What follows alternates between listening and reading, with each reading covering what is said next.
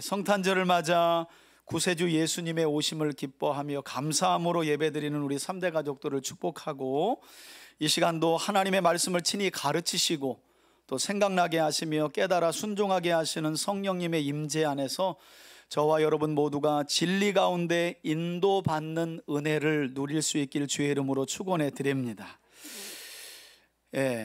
구약의 가장 어려운 본문들, 사실 내용 자체가 어렵다기보다는 건축의 과정을 설명하기 때문에 어려워요. 대표적으로 창세기 다음 이어지는 시내산에서 건축된 성막 이야기가 출애굽기 25장부터 이어지는데, 고가 몇이요, 장이 몇이요, 너비가 몇이요, 재료는 이런 것들이요. 참 어려운 부분이고요. 이제 그걸 넘고 나면 두 번째 고비가 이제 성전 건축 과정이 또 나오는 거예요. 이런 과정이 좀 어렵습니다. 사실은 내용을 머리로 그려가며 읽기도 어려워서 오늘은 참고 구절보다는 그림을 보시면, 저는 좀 아쉬운 게 우리 하나님께서 좀 센스 있으시게 그림은 그림으로 좀 계시하셔서 성경에 넣어놓으면 우리가 읽지 않고 이걸 만들었구나, 이걸 만들었고 하면 되는데, 그 만들어진 제작된 기구를 이걸 설명으로 하다 보니까 이게 또 3000년 전에 만들어진 것을 우리가 머리로 그려가면서 이해하려니까 좀 도무지 어려운 점이 있고, 어떤 경우는 성막의 기구들, 성전의 기구들이라는 게 이게 3000년 전 일인데 지금 교회 시대인 우리에게 뭐 이런 것들을 우리가 알아서 뭐 하겠나 하는 생각이 드는데, 여러분 그렇지 않죠? 구약은 오실 예수님, 신약의 복음서는 오신 예수님, 그리고 다시 오실 예수님에 대한 이야기로 성경이 가득 차 있지 않습니까? 그런 점에서 성막과 성막 안의 기구들도 예수 그리스도를 예표하고 있고, 성전과 성전 안의 기구들도 역시 예수 그리스도의 모형을 우리에게 가르쳐주고 있기 때문에 우리가 3000년 전 솔로몬을 통해 건축된 이 성전과 성전 안의 기구라도 우리가 하나하나 좀 꼼꼼히 살펴볼 필요가 있는데, 여러분 이런 때가 아니면 여러분들이 이게 도대체가 평생을 성경을 읽어도 이게 도대체 무슨 말 하는지를 잘 이해할 수가 없어요. 오늘 같은 본문이 그렇습니다. 그렇기 때문에 오늘은 그림과 함께 좀 살펴볼 텐데, 여러분들이 성경 보고 앞에 그림 보세요 하면 또 보시고 확인해 가면서 하면 이런 것들이 만들어졌고 이런 것들의 의미가, 신학적인 의미가 이렇구나라는 것을 여러분들이 좀 이해할 수 있기를, 그러면 좀 더 이해하는 데 도움이 되실 줄 믿습니다. 여러분 계속해서 우리는 바벨론 포로 생활에서 돌아와 새로운 이스라엘 나라와 하나님의 성전을 재건했던 이스라엘 백성들을 대상으로 이스라엘 역사를 재구성하여 기록하고 또 설명하고 있는 역대기의 말씀을 살펴보고 있습니다. 늘 반복해도 아쉬움이 없어요. 왜냐하면 역대기라는 말씀은 나라 빼앗기고 그 황금과 같은 시대를 다 뒤로 하고 성전 불탄 뒤에 바벨론의 포로로 끌려갔다가 돌아와서 나라와 하나님의 성전을 새롭게 세워야 할 백성들에게 역사를 아담부터 바벨론 포로 기간까지 조려서 압축된 내용을 설명하는 내용이기 때문에 신앙의 회복을 꿈꾸고 또 성숙된 믿음을 소망하는 우리에게 역대기의 말씀은 뭐 다른 모든 말씀들이 중요하지만 정말 중요한 말씀이다라는 생각을 해보고요. 또 제가 이 말씀을 연대기적으로 설교하는 중에 다시 가져와서 여러분들과 나누는 이유가 있어요. 정말 성전과 예배, 이 시대로 말하면 교회 공동체와 예배의 소중함을 깨닫지 않고서는 우리의 신앙이라는 게 결단코 성숙할 수 없고 건강하게 자랄 수 없기 때문인 거죠. 그런 점에서 계속해서 우리가 역대하의 말씀을 살펴보고 있는데, 이 말씀을 잘 귀담아 듣고 눈으로 확인하고 또 깨닫게 하시는 성령님의 은혜로 함께 말씀을 쫓아 나아가는 저와 여러분들이 되길 주의 이름으로 축원해 드립니다.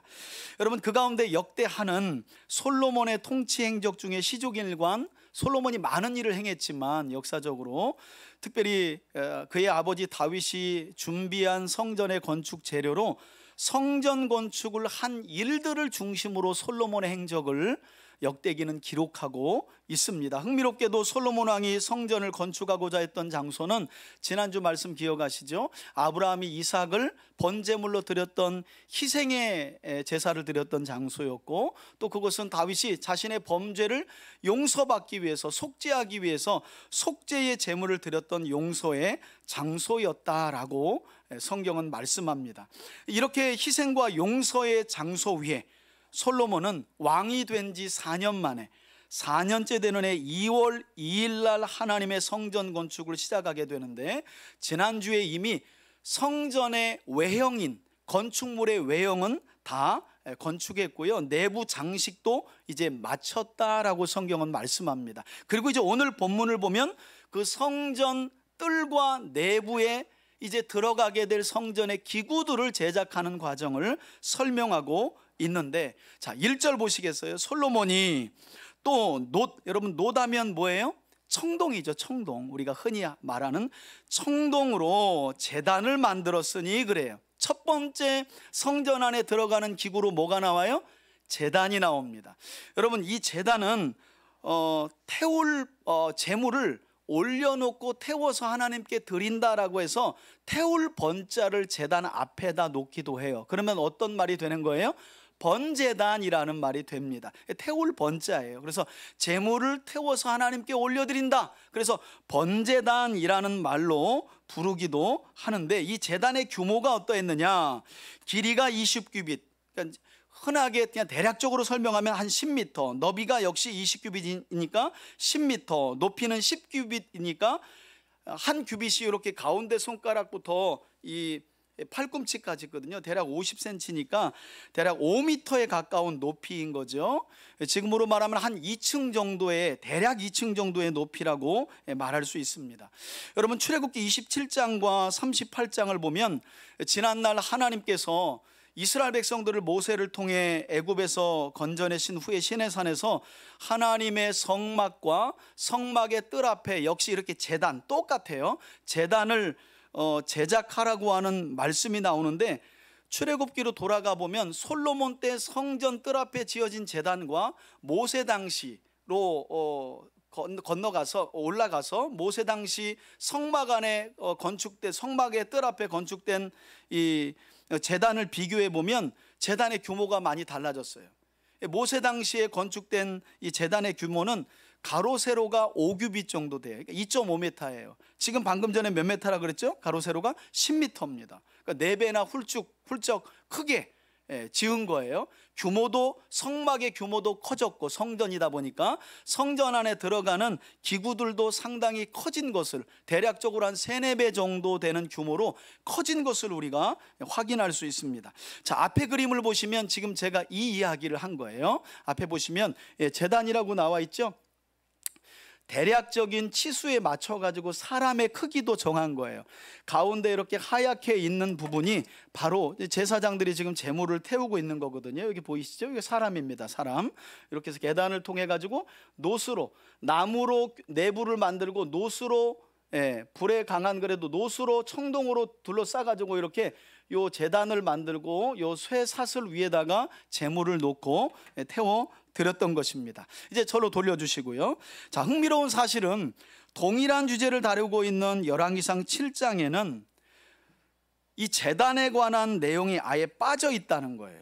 그러니까 솔로몬이 성전을 건축하고 성전의 기구를 제작하는 내용이 열왕기상 7장에도 설명되어 있는데, 거기에는 제단을 제작하는 내용이 아예 빠져 있어요. 왜냐하면 열왕기서에서 기록하고 있는 성전 건축의 내용은 성전 건축의 과정에 집중하고 있기 때문에, 과정.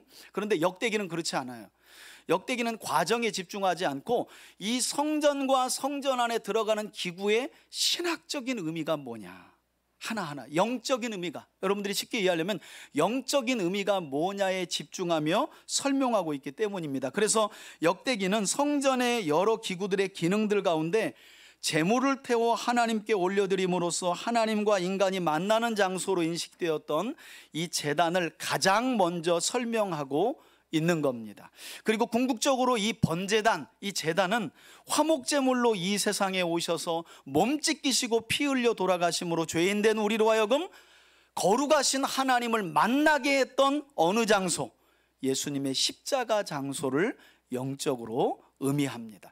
제물이 완전하게 죽어지고, 아까 여러분 그 번제단 보시면 우리 성경에는 안 나와 있지만 성막의 번제단은 각각의 번제단 모퉁이에 뿔이 있거든요. 이 뿔은 힘과 권세를 상징하는데 제물을 태울 때 제물의 피를 거기다가 발라요. 그래서 이 제물의 피가 발라지고 온전히 태워져서 하나님께 올라감으로 그 제물을 드린 사람의 죄를 하나님이 용서해 주심으로 하나님이 죄인된 인간을 만나 주시는 장소로 번제단이 인식이 됐다는 거예요.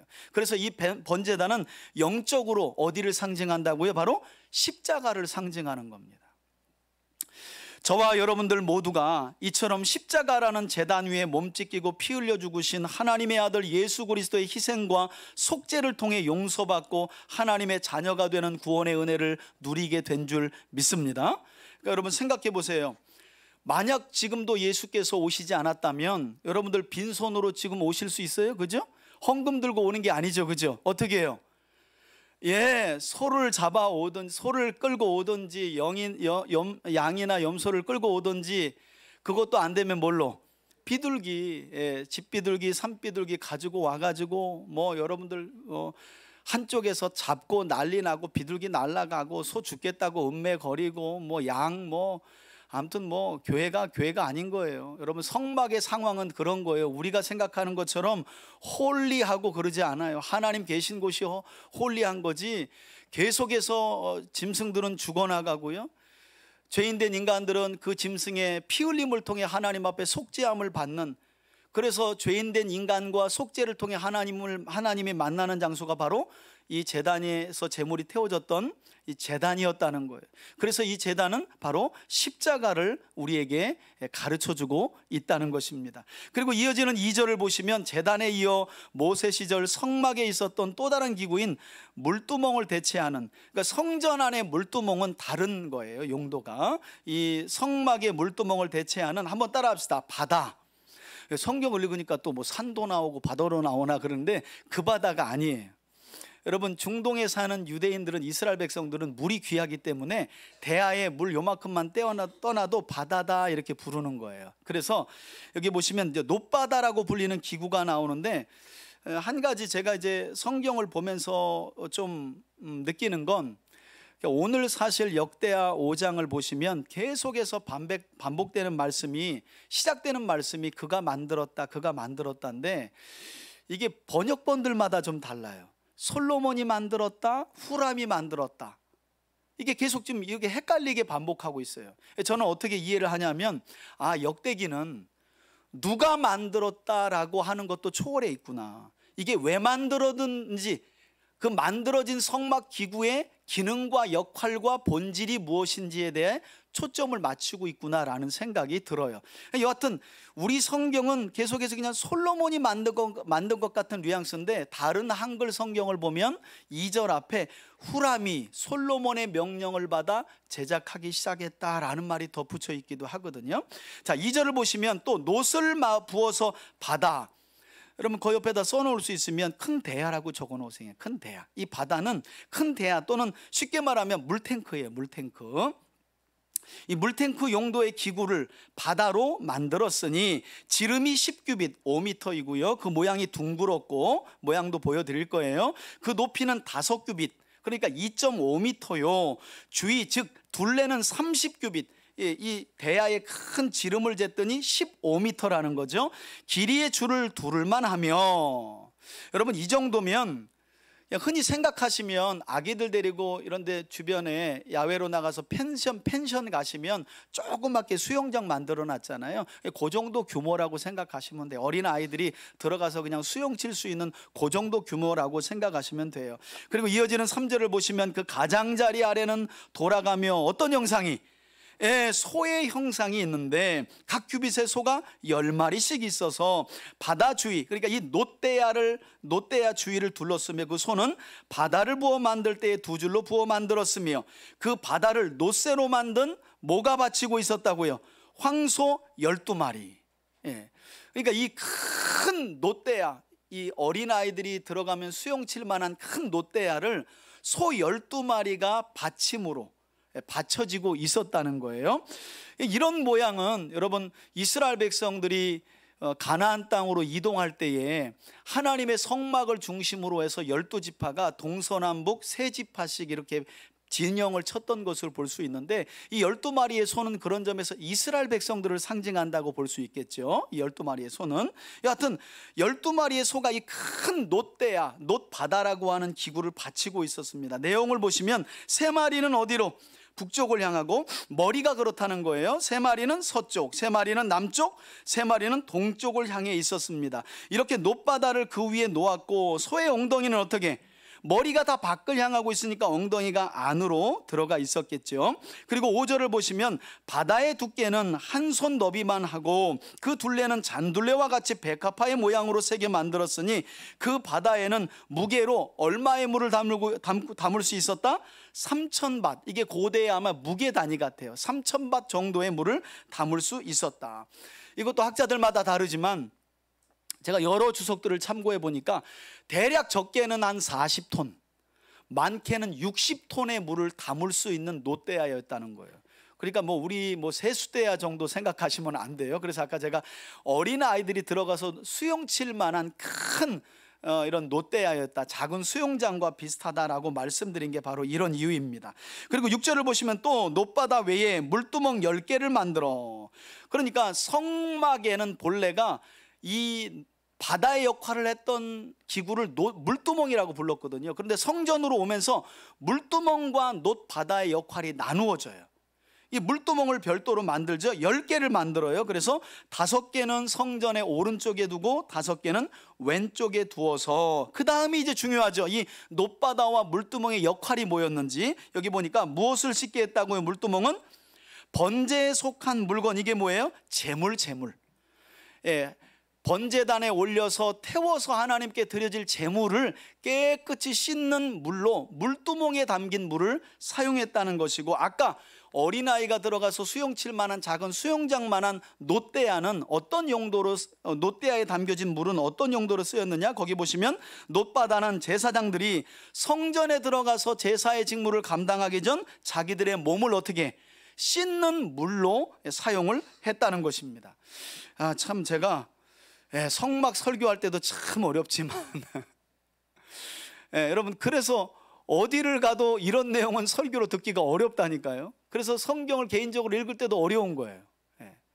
근데 여러분, 이 문자로 쓰인 내용을 머릿속으로 상상하며 따라오기가 쉽지 않죠? 근데 아까 그림으로 보니까 대본에 이해가 되잖아요. 앞에 보시면 방금 전에 읽었던 제사장들이 성전에 들어가기 전에 몸을 씻는 데 사용된 물을 담는 놋바다라고 하는 그림이 나와요. 이게 이제 놋바다예요.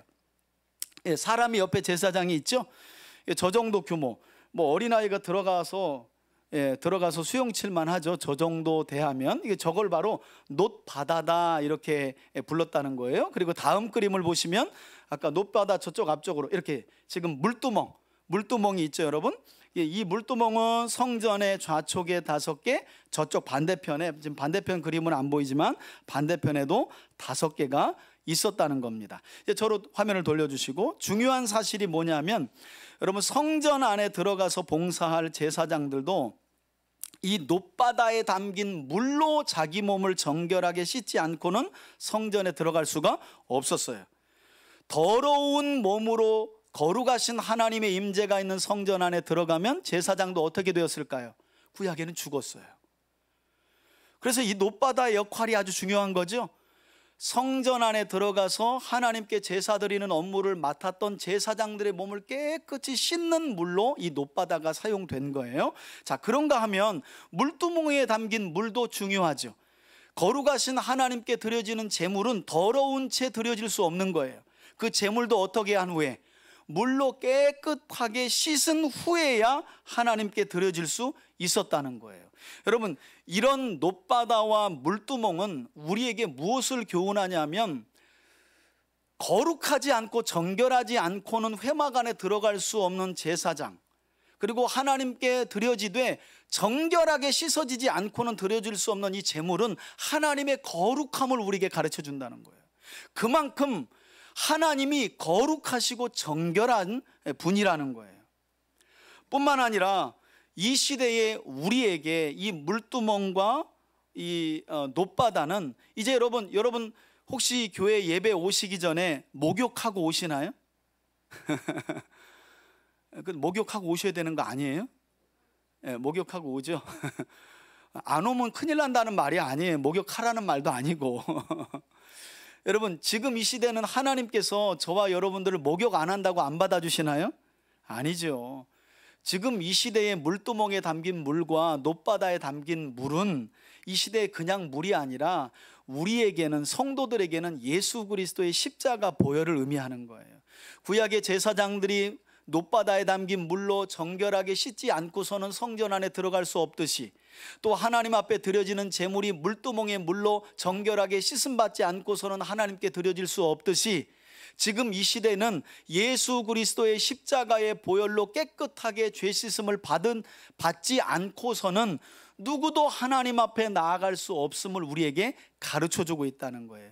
여러분들도 기억하시겠지만 사도 베드로가 베드로전서 2장에 우리를 왕 같은 뭐라고 불러요? 제사장이라고 부르죠. 그러니까 이 시대는 목사가 제사장이 아니라, 전도사나 강도사가 제사장이 아니라 모든 성도들이 왕 같은 제사장이란 말이에요. 그렇죠? 여러분, 저와 여러분들이 어떻게 하여 제사장의 직분을 얻었습니까? 예수 그리스도의 십자가 보혈을 힘입고 그 보혈이 우리에게 뿌려지고 발라지고, 그리고 그 보혈을 의지하여 정결케 됨으로 저와 여러분들이 왕같은 제사장이 된 줄 믿으시길 바랍니다. 그런가 하면 로마서 12장에 어떤 말씀이 있어요? 너희 몸을 거룩한 산제물로 하나님께 드리라 라는 말씀이 있어요. 그러니까 이 시대는 우리가 왕같은 제사장인 동시에 우리 자신이 산제물이라는 거예요. 할렐루야. 아이고, 뭐 안 받쳐지려고 아멘도 안 하시네. 제물하면 또 죽어줘서 드려줘야 되니까. 제물은 제물이되 우리가 죽을 필요가 없어요. 왜? 우리를 대신하여 누가 이미 예수 그리스도께서 히브리서에 보니까 단번에 영원히 화목제물로 죽어져서 드려졌기 때문에 우린 그 사실을 믿음으로 단번에 영원히 죄 용서함을 받은 줄 믿습니다. 그렇게 정결하게 된 산제물이라는 거예요, 우리 자신이. 그런 점에서 예수 그리스도의 보혈로 정결하게 되어 제사장이 되고, 우리의 삶이라는 게 그리스도의 보혈의 정결함을 덧입지 않고서는 거룩한 산제물로 하나님 앞에 드려질 수 없다는 거예요. 여러분, 우리가 의로워야 얼마나 의롭습니까? 저나 여러분들이나 여러분들이 생각하기에 그래도 목사님은 뭐 우리보다 거룩하게 살겠지, 물론 그렇게 살려고 애써요. 그런데 하나님 보시면 50보 100보요. 우리의 노력으로 우리가 어떻게 정결해지고 거룩해질 수가 있겠어요? 제사장도 물두멍의 정결함을 덧입지 않고서는 거룩하신 하나님의 임재 안으로 들어갈 수 없고, 드려진 제물도 놋바다에 드려진 제물도 물두멍의 물로 정결하게 되지 않고서는 거룩하신 하나님 앞에 제물로 드려질 수 없듯이, 왕같은 제사장이요 산제물로 하나님 앞에 드려지는 우리 인생은 예수 그리스도의 보혈로 정결케 되지 않고서는 하나님께 나아갈 수 없는 줄 믿습니다. 그래서 이 성막의 기구들은 놀랍게도 그리스도를 다 예표하고 있다는 거예요. 그리스도의 희생과 자비와 긍휼과 사랑을 우리에게 가르쳐주고 있다는 겁니다. 자, 7절을 보시면 이제 성전의 기구들 가운데 성막에서는 촛대로 불렸던 금 등잔대에 대해 설명하죠. 7절 보세요. 또 무엇대로라고요? 규례대로. 여러분, 오늘 본문에 보면 규례대로라고 하는 말씀이 2번 나와요. 하나님께서 시내산에서 모세에게 성막을 건축하라고 하셨고, 성막을 건축하는 내용이 36장 이후부터 쭉 나오는데 계속해서 반복되는 내용이 뭐냐면, 모세는 여호와께서 명령하신 대로, 이 내용이 출애굽기 39장과 40장에 가보면 20번 이상 나와요. 모세는 여호와께서 명령하신 대로, 모세는 여호와께서 명령하신 대로. 여러분, 지금 솔로몬과 두로 사람 이 장인 후람은 하나님께서 다윗에게 명령하신 무엇대로요? 규례대로 하나님의 성전 기구들을 제작하고 있다는 사실을 오늘 본문에서 2번이나 반복한다는 거예요. 여러분, 저를 한번 보시겠어요?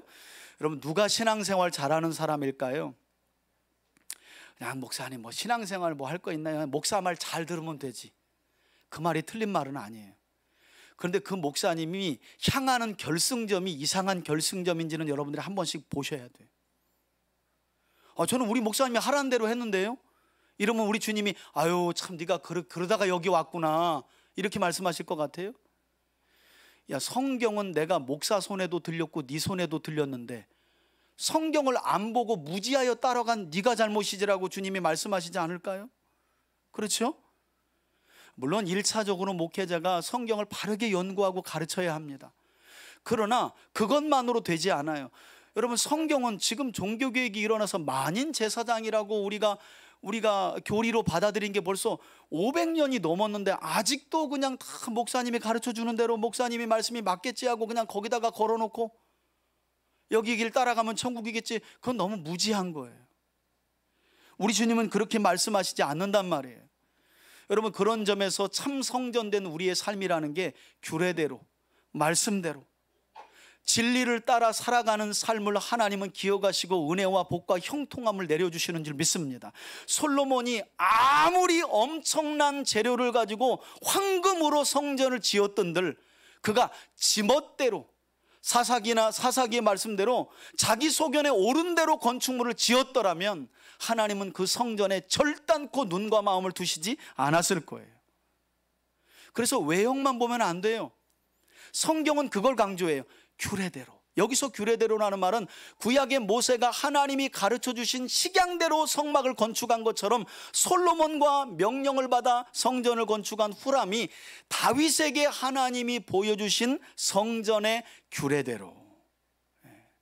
여러분, 제가 의심을 조장하는 건 아니더라도 제가 설교하고 가르치는 것이 과연 성경이 그런가 하고 우리 베레아 사도행전 17장에 보면 베레아 성도들처럼 여러분들 돌아가셔서 오늘 목사님이 맞게 설교했나 하고 한번 돌아보시면서 상고하시는 여러분들 되시길 바랍니다.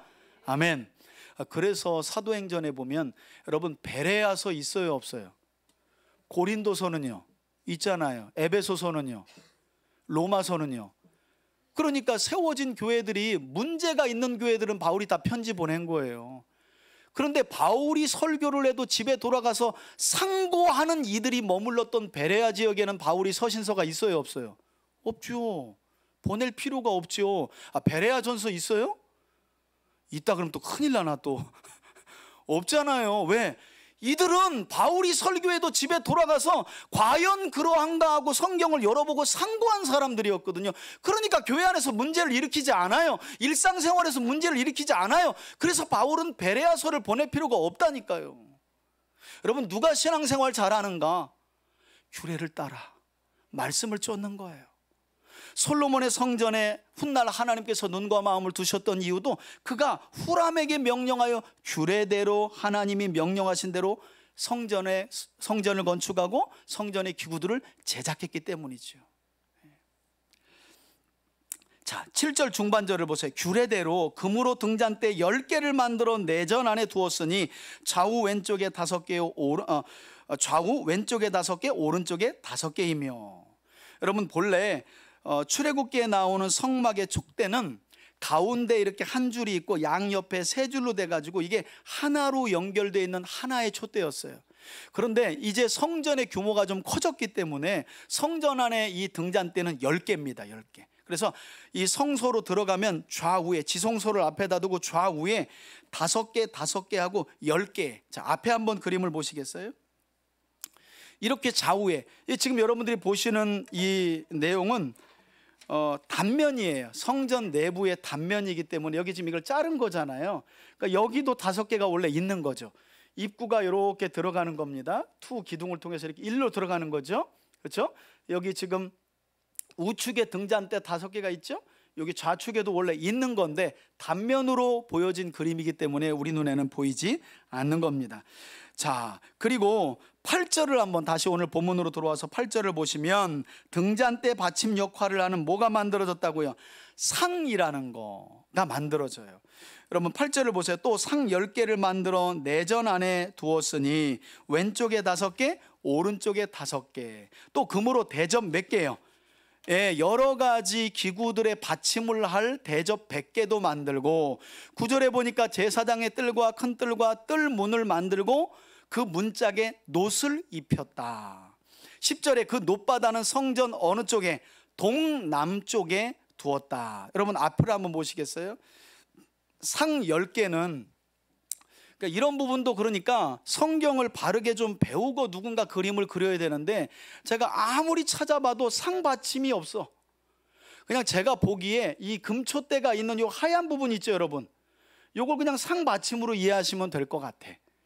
원래는 제 생각에는 이 등잔대를 이만큼 높여서 이 등잔대를 받칠 상이 좌우에 5개 있어야 되는데, 이 그림 그리시는 분이 그게 한계예요. 아무리 찾아봐도 등잔대 좌우에 이 등잔대를 받칠 상이 안 나와요. 그래서 그냥 요걸 상으로 이해하시면 좋겠다라는 생각이 들어요. 그래서 여하튼 이렇게 좌우에 등잔대를 받칠 상을 10개를 만들었죠. 그리고 다음 그림을 보시면 놋바다의 위치가 이렇게 성전 앞쪽으로 봤을 때 동남쪽에 위치했다라는 놋바다 위치까지 이렇게 정확하게 설명해 주고 있는 겁니다. 자, 이제 화면을 돌려주시고, 여러분 이렇게 역대하 4장은 성전의 핵심 기구들에 대해 설명한 뒤에 11절부터는 성전에서 사용하는 집기류에 대한 설명도 빼놓지 않아요. 11절 보시겠어요? 두로왕이 보낸 뛰어난 장인, 여기 나오죠. 이제 후람이 솥과 부삽과 대접도 만들어, 이게 다 성전 안에서 제사 직무를 감당할 때 필요한 기구들이었습니다. 이와 같이 후람이 솔로몬 왕을 위하여 하나님의 성전에서 할 일을 어떻게 해요? 마쳤으나, 저는 아무리 봐도 솔로몬 왕이 제작한 것으로 보이진 않거든요.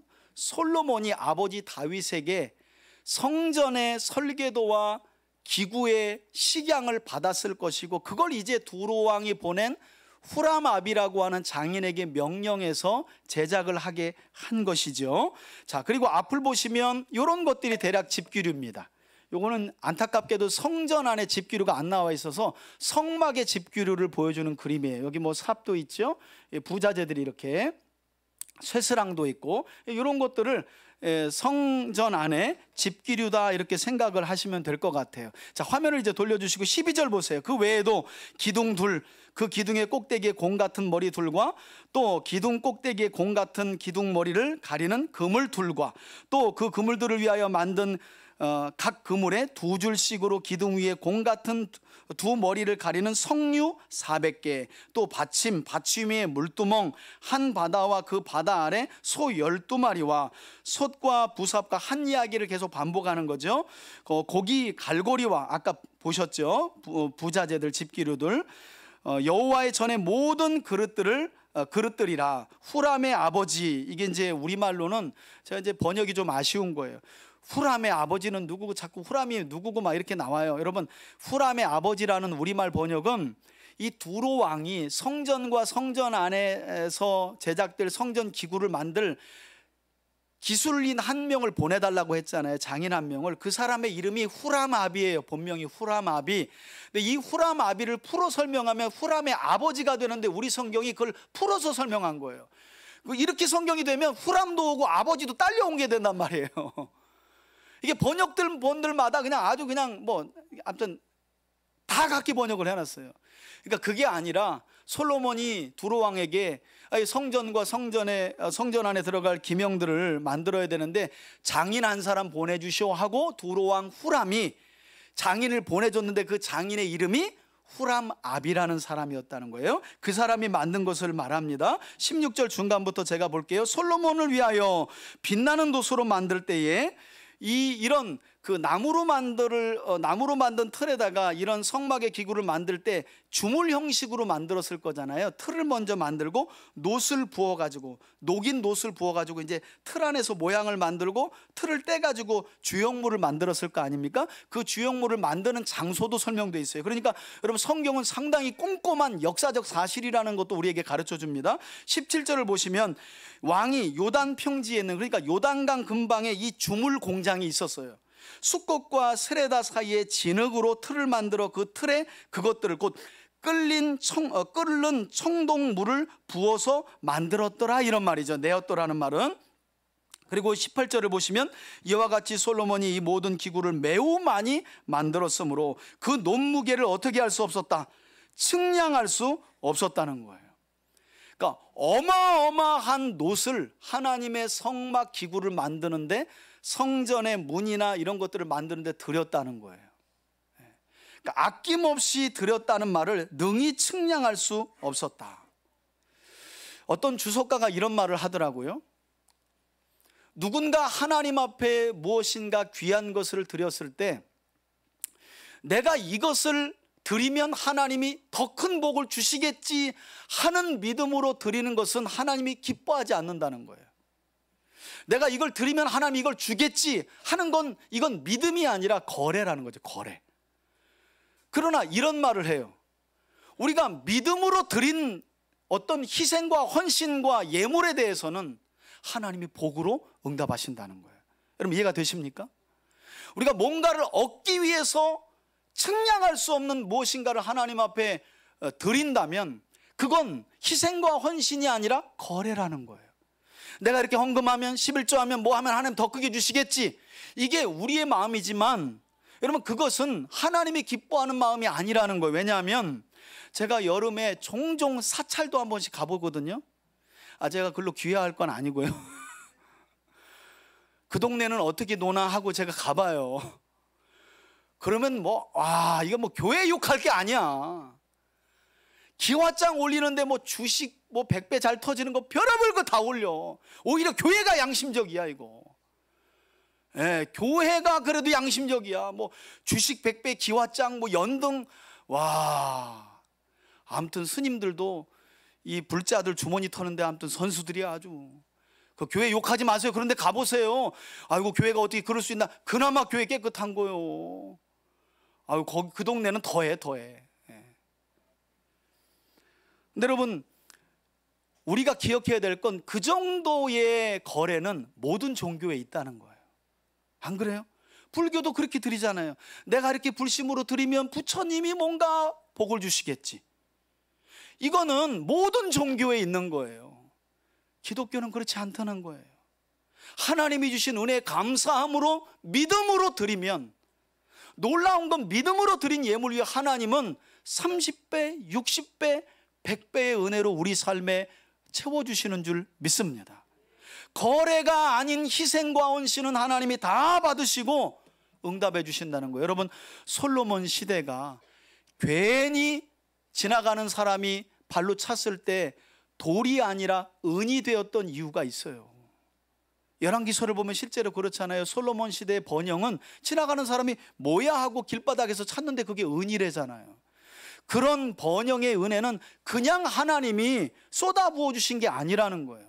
이처럼 하나님의 성막을 제작하는 일에 있어서 솔로몬이 어떻게 한 거예요? 아낌없이 드린 거예요. 여러분 받아본 사람만 아낌없이 드릴 수 있는 거예요. 왜? 그게 아깝지 않아. 여러분 기억하시죠? 다윗이 사제를 얼마 이상 드렸다는 거예요? 2조 이상. 근데 여러분 그거 아셔야 돼요. 솔로몬은 날로 먹었구나. 절대 그렇지 않아요. 여기에다가 솔로몬은 더해요. 왜? 그도 역시 하나님께 받은 은혜가 측량할 수 없었기 때문에. 열왕기상 3장 기브온에서 하나님이 나타나셨던 날 밤 솔로몬이 했던 말을 기억하시죠? 내가 무엇이간데 내 아버지 다윗을 이어서 19명의 아들 중에 10번째 아들이 어떻게 왕위에 올라갈 수 있어요? 이건 하나님의 은혜가 아니면 불가능한 거예요. 그런데 하나님이 자기 자신을 이스라엘의 왕으로 세웠다는 거예요. 솔로몬은 그 은혜가 측량할 수 없는 은혜였기 때문에 하나님께 다 드려도 아깝지 않은 거예요.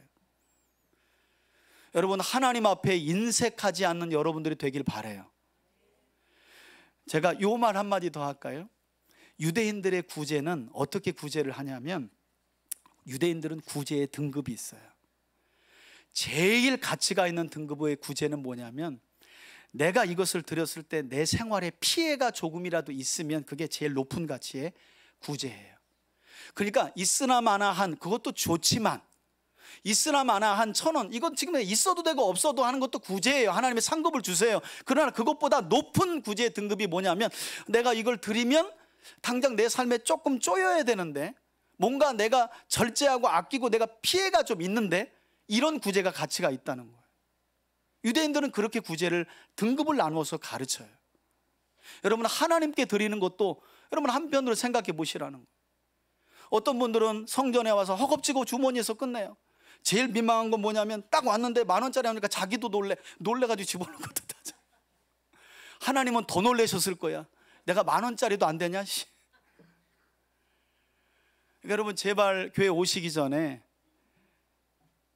교회 집에서 1,000원짜리가 돼도 좋고 500원짜리가 돼도 좋으니까 하나님께 기도하고 미리 구별하여 하나님 앞에 믿음을 담아 드리면, 그것이 거래가 아니라면 하나님은 그에 합당한 은혜와 복으로 저와 여러분들의 삶을 채워주실 줄 믿습니다.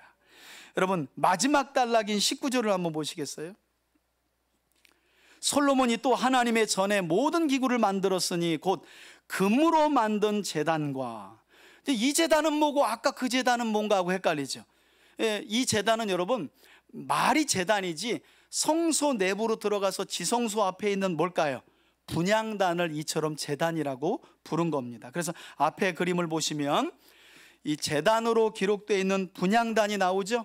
지성소가 이쪽에 있는데 지성소 앞에 이 성소 안에서 이 향을 놓고 피워가지고 하나님 앞에 이렇게 올려드리는 거죠. 향을. 요게 바로 분향단이고, 요걸 크게 확대해서 좀 갈색으로 보이지만 요게 바로 분향단입니다. 요걸 지금 방금 전에 제단이다 이렇게 표현을 한 거예요. 이제 여러분, 이 제단은 요한계시록 5장과 8장으로 가보면 이 성막과 성전 안에 있었던 제단은 무엇을 상징한다고 우리에게 가르치냐면, 한번 따라 합시다. 성도들의 기도. 여러분, 놀랍게도 이 성소 안에서 향을 피워서 올라가는 향을 성경은 성도들의 기도다 이렇게 표현하고 있다는 거예요. 더 흥미로운 사실이 뭔지 아세요?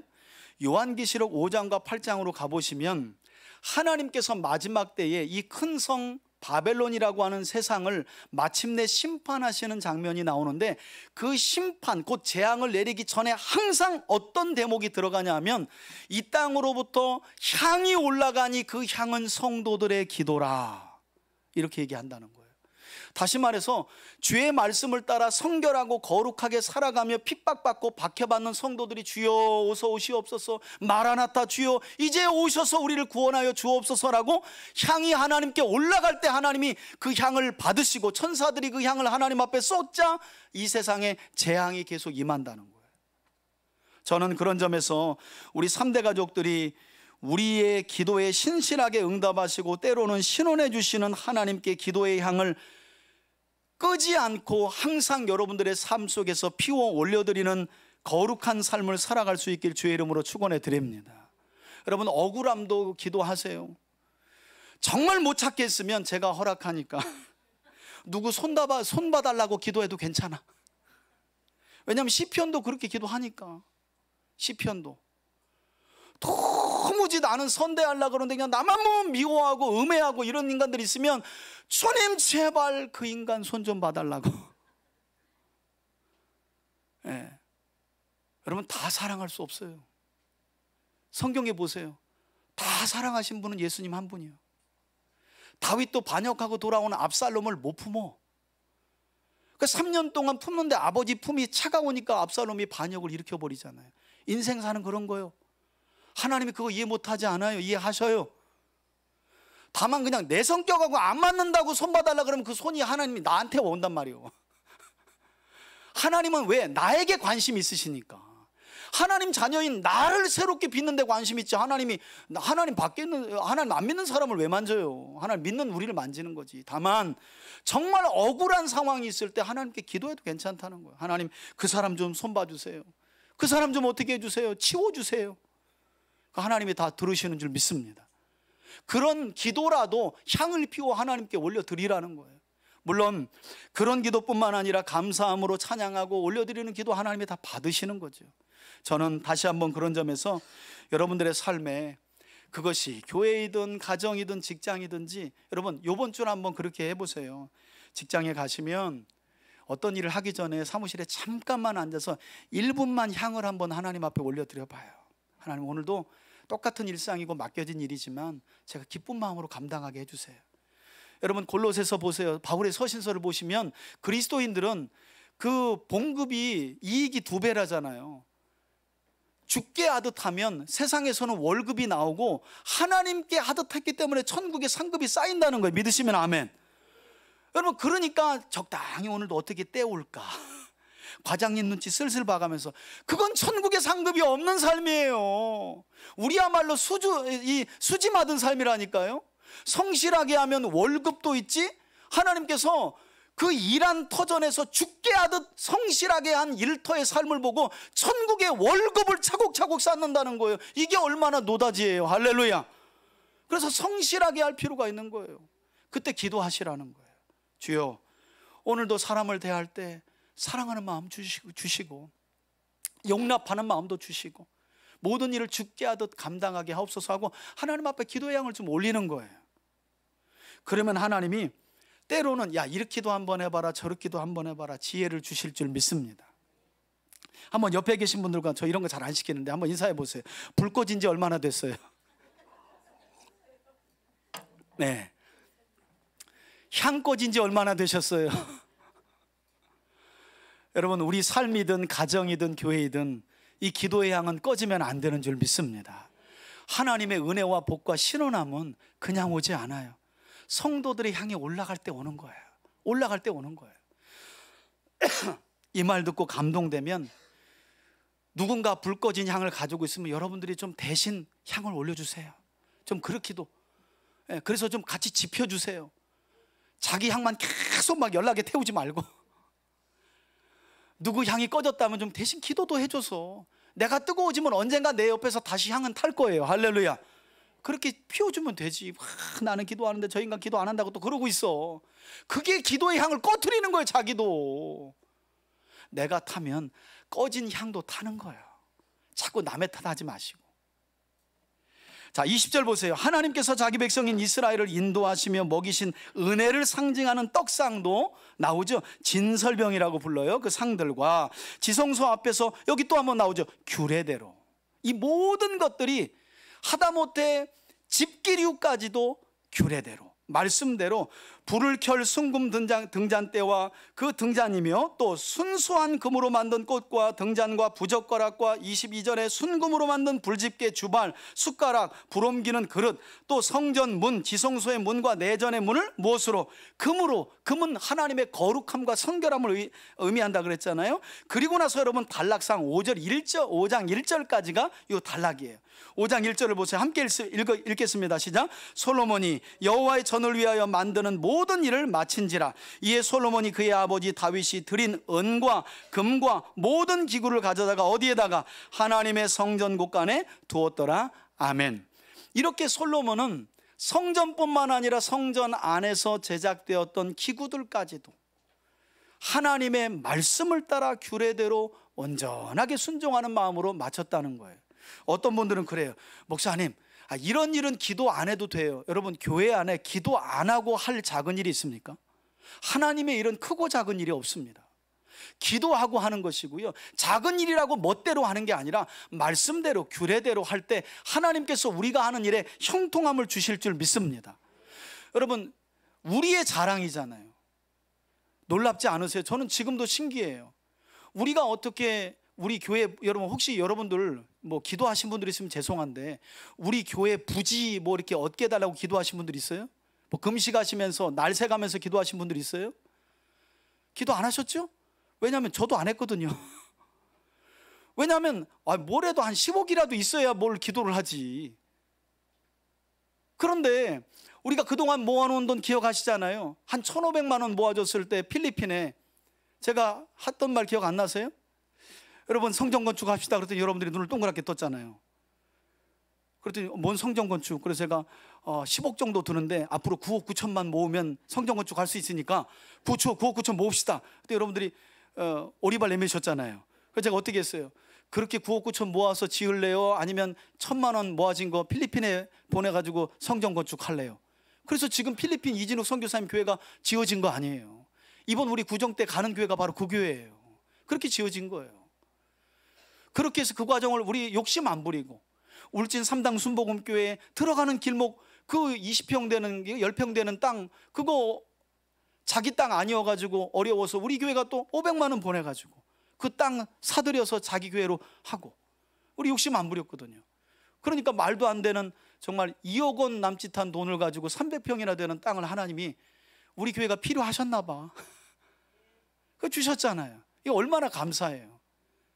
저는 자랑할 게 요것도 없는, 요만큼도 없는 게, 왜냐면 저는 한 번도 교회 땅 하게 해달라고 기도한 일이 제가 없기 때문에. 그리고 그건 불가능한 일이에요, 우리 형편에. 근데 여러분들도 되게 기뻐하시더라고요. 제가 이 이야기를 했더니 주변의 목사님들이 기뻐하지, 헌금 내는 얘기를 안 했으니까. 있는 돈 가지고 사버렸는데 뭐 불가능한 거 해가지고. 그래 얼마나 감사해요. 여러분, 규례대로 말씀대로 쫓아가면 하나님이 구하지 아니한 것까지 더해 주시는 게 하나님의 질서고 법인 줄 믿습니다. 기도의 향이 끊어지지 않는 성도와 가정과 교회는 구하지 아니한 것까지 하나님께서 더해 주시는 줄 믿습니다. 저는 오늘 우리 성도들 모두가 이렇게 성전 안에 세워진 이 기구들이 갖는 의미 하나하나를 다시 한번 마음에 잘 새길 수 있기를 바라고요.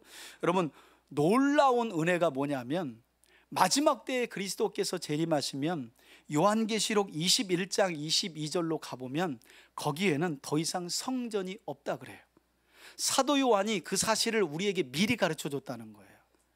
그리스도께서 재림하시고 하나님의 성도들이 천국에 들어가 봤는데 그 천국에 입성해서 그 성 안을 보니까 요한이 뭘 봤냐면 거기에는 더 이상 성전이 없으며, 왜? 필요 없어요. 왜 그런가 하니 성경을 보니까 하나님과 어린 양이 성전이 되어 진짜 성전 안으로 들어가는 거예요. 해도 필요 없다는 거예요. 하나님과 어린 양이 밝은 빛이 되어 주사 천국에는 더 이상 물리적인 태양도 필요 없다는 거예요. 그런 영원한 하나님 나라가 저와 여러분들에게 기업으로 주어지는 줄 믿습니다. 그렇게 완전한 성전의 모습까지 성경이 우리에게 가르쳐주고 있다는 거예요. 특별히 오늘 성탄절을 맞아서 우리 3대 가족 모두가 죄인된 우리를 대신하여 십자가의 제단에 올려져 온전히 태워진 화목제물 대신 예수 그리스도의 희생과 헌신을 기억하고, 이제는 놋바다나 물두멍에 담긴 물이 아니라 그리스도께서 흘리신 보혈로 저와 여러분들의 죄가 완전히 용서받고 정결하게 되었다는 사실도 확신할 수 있기를 바라고요. 앞으로는 촛대가 성전 안을 환히 밝히듯 세상의 빛으로 오신 예수 그리스도를 따르며 어둠 가운데 다니지 않고 생명의 빛으로 살아가면서, 진설병 기억하시죠? 하나님이 이스라엘의 일용할 양식을 채워주셨던 것처럼 성도인 저와 여러분들의 일용할 양식뿐만 아니라 우리 일생의 생명 그 자체로 역사해 주실 하나님을 기대하는 믿음과 마음으로 한 주간도 승리하는 여러분들이 되시길 주의 이름으로 축원해 드립니다. 이제는 우리 주 예수 그리스도의 은혜와 하나님 아버지의 사랑과 성령의 교통하심이 오늘도 또 새로운 한 주도 오직 진리의 말씀을 따라 참 성전된 우리의 삶을 세워가며 모든 일을 그리스도 예수의 이름을 힘입어 하기로 결단하고 살아가기를 소망하는 우리 교우들 머리머리 위에 이제로부터 영원토록 함께 계실지어다. 아멘.